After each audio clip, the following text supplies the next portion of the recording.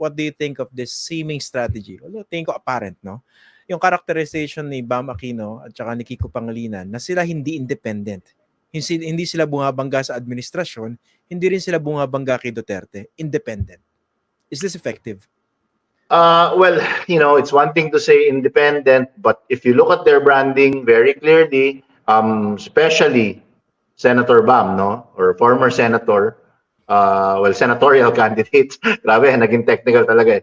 Senatorial candidate Bam Aquino, very clear naman that his branding is pink, clearly pink.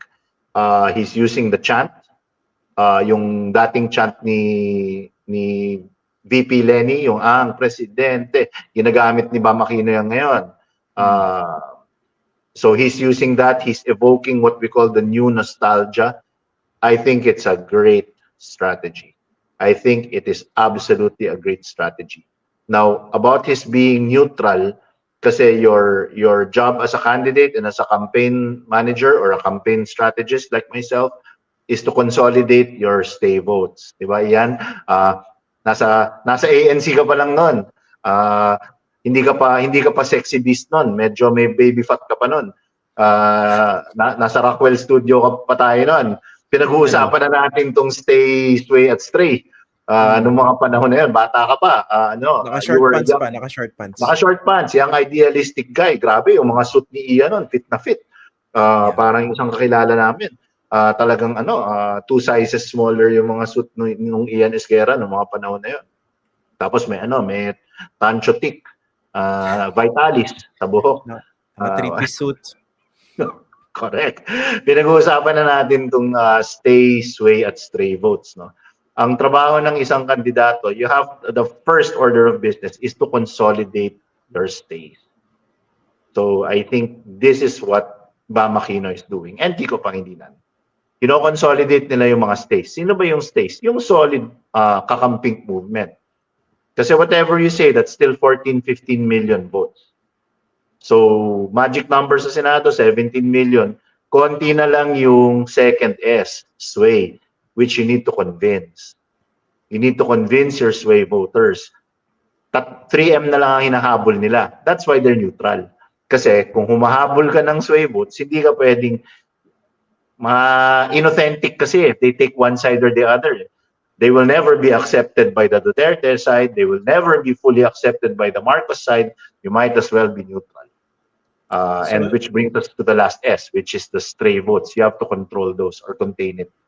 Wag ka nang mambangga. Wag ka nang gumawa ng kaaway. Politics of addition. Okay. So parang ano ba yan? Ito yung naisip kong metaphor dyan eh. Yung parang dadaan ka sa iskinita na masikip patungo sa destination mo. Masikip talaga. Tapos may dalawang nagra-riot. Gagawin mo, makikiraan ka. Gumagano'n ka na lang. Yes, sir. Ganon. Yon. Be small. Be small. Be unobtrusive. Kasya ka naman. May tumutulak naman sa likod mo. Yun na lang. Excuse me. So I think it's a great strategy by, it's most evident with former senator and senatorial candidate Bam Aquino. It's most evident. Not to rain on their parade, pero siguro I'll just play the devil's advocate. Hindi naman ba parang maka-turn off yun ng mga kasama na talaga sa kanyang original base? Hindi pong you're playing it safe. Medyo supot yata yung ganyang strategy. Hindi ba risky yan? May kilala ako na ganun eh. Sa chat group ko, grabe. Yung telepono ko mismo. Hindi ako magbibigay ng mga pangalan, pero umuusok yung telepono ko, the vitriol, the spice, my gosh, the sheer electricity of it all.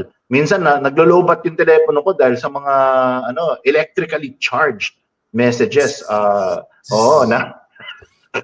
Alluding to that point, bakit di tumitindig si Bam?